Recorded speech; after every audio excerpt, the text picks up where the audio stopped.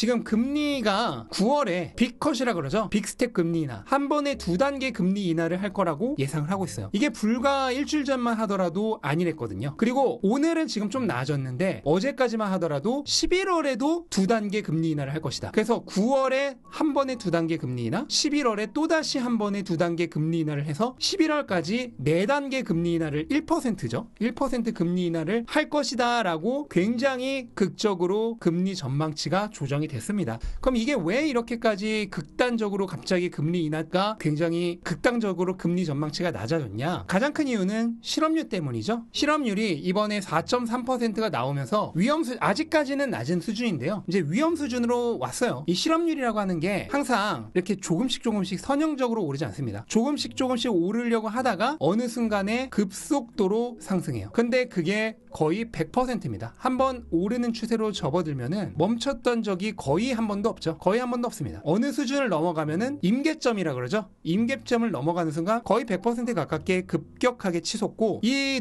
회색 영역이 경기 침체인데 그때마다 거의 뭐 100%로 경기 침체가 왔습니다. 그리고 이번에도 보시면은 그런 현상이 나타나고 있죠. 그러면 과거를 유추해서 봤을 때 이 다음에 어떤 모양이 나올까? 좀 쉽게 예측이 되죠. 실업률이 과거처럼 치솟고 그에 따라 경기 침체가 올 거라고 예측을 하고 있는 거예요. 그래서 우리가 샴의 법칙이라고 하죠. 최근 3개월치의 실업률의 평균이 기존 1년의 최저치보다 0.5% 이상 높으면은 기술적으로 경기 침체라고 보는 건데, 지금 그 샴 법칙에도 들어맞으면서 경기 침체가 올 것이다 라고 시장이 예측을 바꾼 거예요. 그러면서 9월에 한 번에 0.5% 급격하게 금리 인하를 할 것이다 라고 보고 있는 거죠. 전망이 순식간에 바뀌는 거예요. 그러면서 비트코인도 가장 먼저 빠졌죠, 가격이. 근데 사실 이게 이렇게까지 될 거는 원래는 아니었다라고 저는 생각을 해요. 제가 지난주 토요일에 올렸던 시황 영상에서도 말씀드렸는데, 연준이 항상 늦습니다. 연준이 항상 늦어요. 올해 초만 하더라도 올해 5월부터 금리 인하가 시작될 거라고 봤어요. 그 다음에 연내 적어도 3차례에서 많게는 한 5-6차례까지 금리 인하가 있을 것이라고 시장은 예측을 하고 있었습니다. 그런데 연준에서는 금리 인하 서두를 필요 없다, 경기 침체 가능성 낮다 라고 얘기를 하면서 어떻게 됐죠? 그러면서 금리 인하를 계속 늦췄죠. 그 다음에 가장 최근까지도 데이터가 없으면은 금리 인하 하지 않을 거다 라고 하면서 계속해서 기회는 굉장히 많았지만, 시간이 많았지만 금리 인하를 하지 않고 버텼습니다. 근데 이런 게 전혀 새로운 게 아니죠. 전혀 새로운 게 아니에요. 지난번에 금리 우리가 올릴 때 어떻게 했나요? 2년 전에 2022년만 하더라도 연준이 맨날 얘기했던 게 뭐냐면 인플레이션 일시적이다. 그러니까 금리 인상 서두를 필요 없다. 그러다가 갑자기 인플레이션이 치솟으니까 금리를 미친 듯이 올렸죠, 말 그대로. 빅스텝에 자이언트 스텝 하면서 금리를 엄청나게 순식간에 올리면서 결국 시장이 2022년에 무너졌었는데, 지금 정확히 반대라고 보시면 됩니다. 그때 금리 인상 서두를 필요 없다, 인플레이션 일시적이다, 이런 말 하다가 결국은 인플레이션 폭등하고 금리 폭등시켰죠. 그런데 지금 똑같은 거예요. 금리 인하 서두를 필요 없다, 경기 침체 없다, 데이터 확인하고 하겠다 하다가 실업률이 이제 치솟는 분위기가 보이자 급격하게 금리 인하를 할 확률이 높아지고 있는 겁니다. 정확히 똑같은 거를 밟고 있고, 원래였으면은 지금 충분히 경기 침체를 피하고 실업률 상승도 피하고 금리 인하를 미리 해서 경기를 조금 살릴 그런 여지가 있었지만, 현재 상황을 보면은 그럴 가능성은 굉장히 낮아 보이죠. 바로 어제도 굴스비 총재가 얘기를 했는데, 고용지표가 기대보다 약하게 나왔지만 아직 경기 침체 상황 같아 보이진 않다라고 얘기하면서 여전히 금리 인하를 서두를 필요가 없다는 얘기를 하고 있어요. 이것을 보면은 저는 9월에 연준이 2단계 금리 인하할 가능성은 매우 낮다라고 생각을 합니다. 한 단계만 금리 인하할 것이고 여전히 데이터 보면서 하더라도 늦지 않다, 그런 얘기를 저는 할 거라고 생각해요. 이거는 뭐냐면은 지금 병에 걸렸는데 그 병이 1기나 2기일 때는 치료하지 않겠다는 거예요. 3기 진단, 말기 진단이 나와야 나는 그때서야 치료하겠다는 얘기를 파월도 그렇고 연준은 계속해서 하고 있는 겁니다. 그렇다면 실업률이 이렇게 높아지고 있는 상황에서 이것을 막을 가능성은 개인적으로는 별로 없을 거다라고 보여요. 네, 엔캐리 청산 질문 주셨는데 좀 이따 다 얘기를 할 겁니다. 그래서 뭐 하락의 이유야 수십 개라도 붙일 수 있겠죠. 수십 개라도 붙일 수 있겠지만 크게 보면은 그래요. 크게 보면은 저는 3개 정도라고 생각하는데, 첫 번째는 뭐 당연한 얘기지만 경기 침체죠. 경기 침체가 오고 있다. 근데 이걸로 끝이 아니라 경기 침체가 오고 있음에도 그럼에도 불구하고 연준의 대응 태도가 조금 너무 늦장이죠. 이번에도 사실 금리 인하를 어떻게 보면 했어야 됐는데 하지 않았고 9월에도 한 번에 0.5% 금리 인하를 할지 굉장히 의문이고, 이런 늦장 대응에 대한 실망감이 어떻게 보면은 경기 침체에 대한 공포와 함께 겹쳐져 있다라고 보면 되겠고, 그 다음에 두 번째는 지금 뭐 일촉즉발의 상황이긴 한데 중동 전쟁에 대한 두려움이죠. 지금 오늘도 보면은 조만간 정말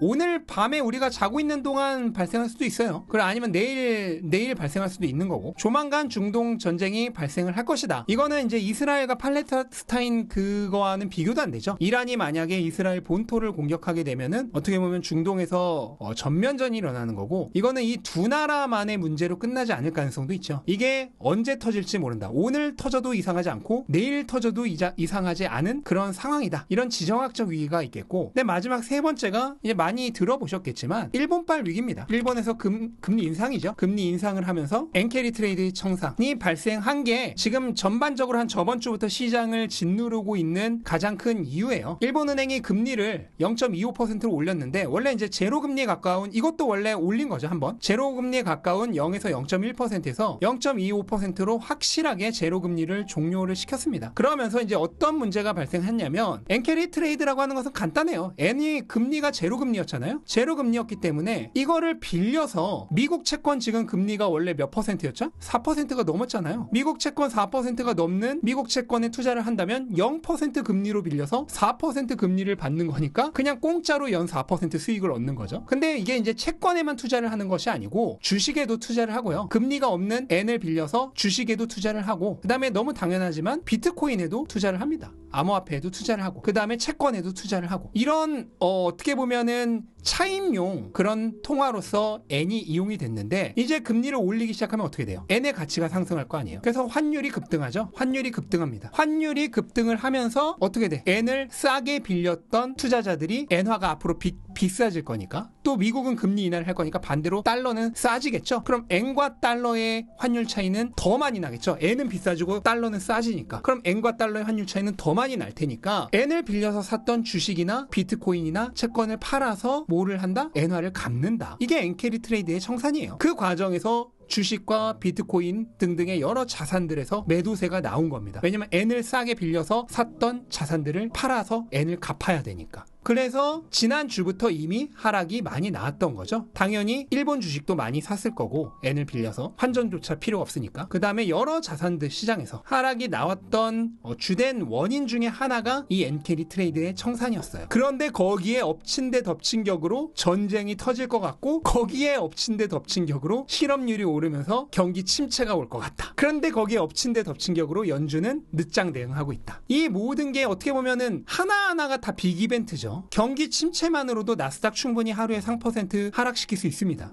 그 다음에 중동 전쟁도 발발하는 당시에는 얼마든지 나스닥 3% 하락시킬 수 있죠. 그 다음에 엔캐리 트레이드의 청산도 충분히 나스닥 3% 하락시킬 수 있어요. 이미 이틀 동안 4.7% 하락이나 시켰잖아요. 그런 엄청나게 큰 이 빅 이벤트들이 동시에 발생을 한 거예요. 이게 동시에 발생을 하는데, 이게 또 주말 동안에는 주식시장이 안 열려 있으니까 주말 동안에 이게 어떻게 보면 응축돼 있는 거죠. 그렇게 응축이 되어 있다가 월요일에 창 열리자마자 한꺼번에 폭발적으로 매도 물량이 다 나온 겁니다. 이것들이 지금 쌓인 거예요. 쌓여서, 근데 주말에는 장이 안 열려 있으니까 못 팔잖아. 그러다가 그 모든 것이 월요일 날에 전 세계 시장에서 그냥 폭발적으로 튀어나온 겁니다. 그러면서 블랙 먼데이급의 하락이 발생을 한 거고,